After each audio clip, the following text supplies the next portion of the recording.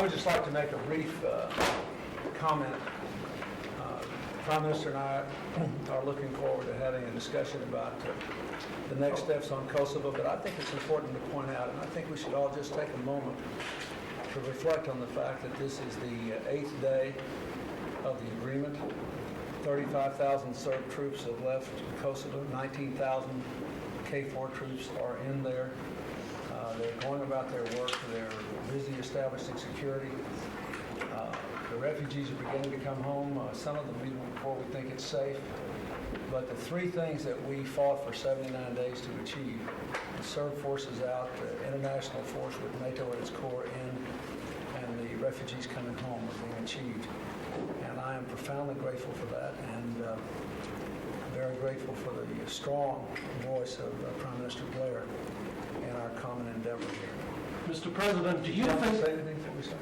Well, I'd simply like to echo those words and say to you that as we see the full horror of what went on in Kosovo, I think we can see how important it was that we took the action that we did and that we were prepared to see this conflict through to a successful conclusion. And there couldn't be any better testament to the new spirit there is in the world than the fact that we were prepared to stand up for the values of civilization and justice as we approach the 21st century. It's a good basis upon which to kick off the new millennium. Mr. President, Sorry, can I just say one other thing? Oh, excuse me. Sorry. Right now. I think the other thing that was important was the unity of the NATO alliance throughout this period of time, and I give my thanks to all my European colleagues, but in particular I would like to thank President Clinton for his leadership and for his courage and his support throughout this time, because without the United States of America, without your leadership, and without the American people's support, we simply couldn't have brought this to a successful conclusion. And again, there couldn't be any better illustration of the unity that there is that we managed to bring this about. Please proceed. Mr. President, do you really think it is possible to build a multinational Kosovo now, knowing the horrors of the torture chambers and so on that we've seen, and the departure of the Serbs? Well, I think the important thing is to get the truth out and make all the people safe. And then I think we will have to do a lot of work. I think we'll have to give a lot of care to the emotional, the psychological scars of the Kosovars, especially the children. I think that we will have to bring religious leaders together from both their traditions and perhaps others around the world. I think people who have gone through this in South Africa and other places will have to be asked to help.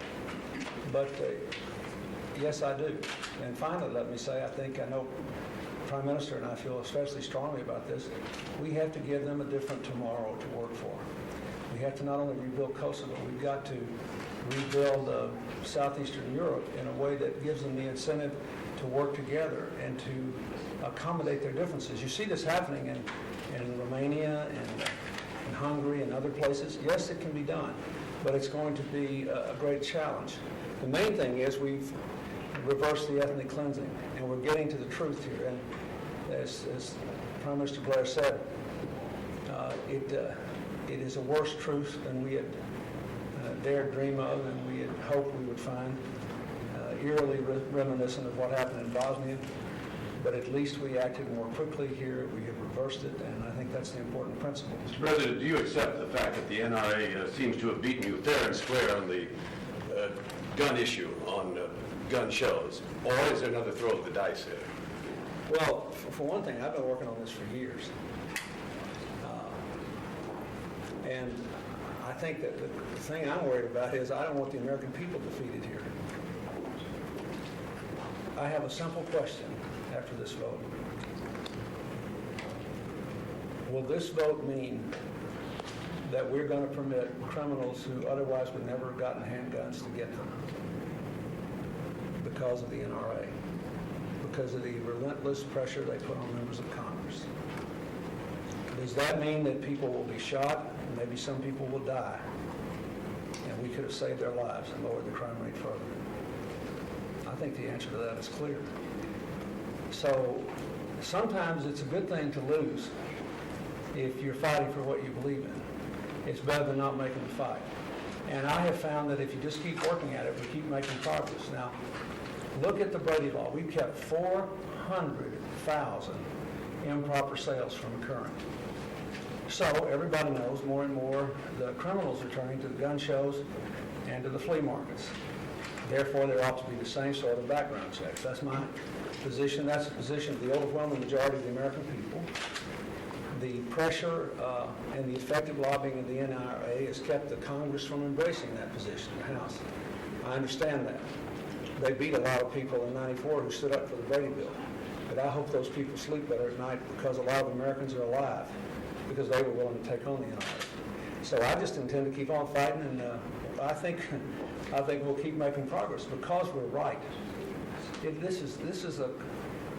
United States is a great country, but it is the only country in the world that's still living in as if you don't have to take reasonable precautions to keep guns out of the hands of children and criminals. This has nothing to do with the Second Amendment.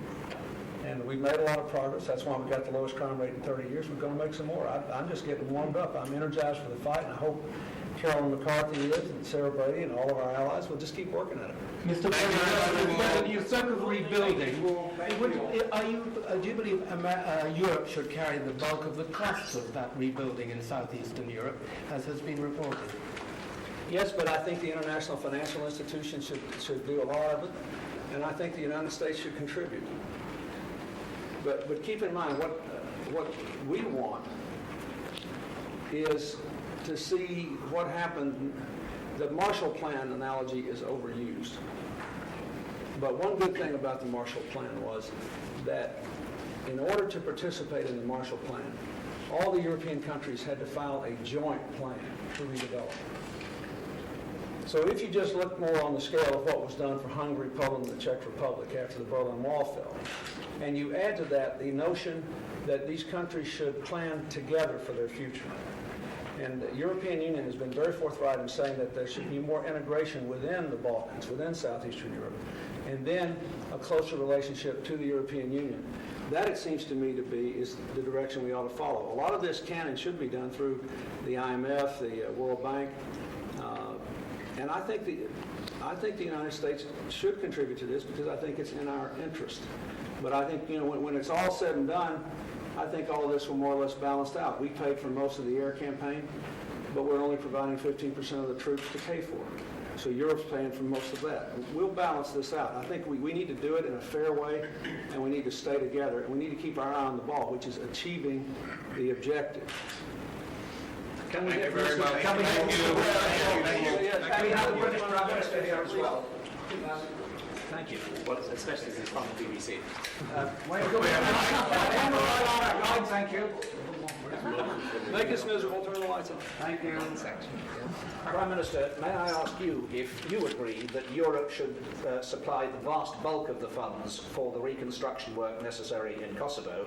And on the question of debt relief at this summit, why all the pussyfooting? Why not right now go ahead and wipe out the debts of all the poorest developing countries? Firstly, on the debt issue, we are, in fact, going to take a huge step forward at this summit in terms of debt relief for those that are the poorest countries in the world. We will be writing off literally billions of dollars worth of debt, and I believe this summit will mark probably the single biggest step forward in debt relief and help for the poorest countries that we've seen in the international community for many years. Now, of course, there are things that we can do that go even further than that, but I don't think we should pass from the subject without acknowledging the huge step forward that will be taken by agreement at this summit. Secondly, in relation to reconstruction, I agree entirely with what the President has said. And do understand, you've got to balance this out, as he was saying, across a whole range of issues. America has provided enormous help, and indeed the bulk of the help and the costs in terms of the military action. We acknowledge our responsibility in relation to reconstruction. There's a different set of balances in relation to the cost of the troops that are going in now, and you've got to look at everything in the round. But I think the main point is this. I mean, we will obviously work this out and negotiate it amongst ourselves, but the main point is this. All the way through this conflict, we derived huge support from those frontline states that in circumstances of real difficulty and real political pressure stood by us and allowed us to do the job of reversing this ethnic cleansing. Now, we said all the way through that we would help them to reconstruct the Balkans, to make the Balkans a place of peace and security within Europe in the future, not a region that's based on ethnic conflict. I mean, our job is to make sure that the promises we made to them during the course of the conflict, we now honour post-conflict. So, as I say, I think we can debate about the cost and balance it out in terms of the overall military campaign, how we deliver the proper administration in Kosovo, how we then reconstruct the Balkans. But the key thing about this is our determination to make sure that reconstruction actually happens. Thank you all very much.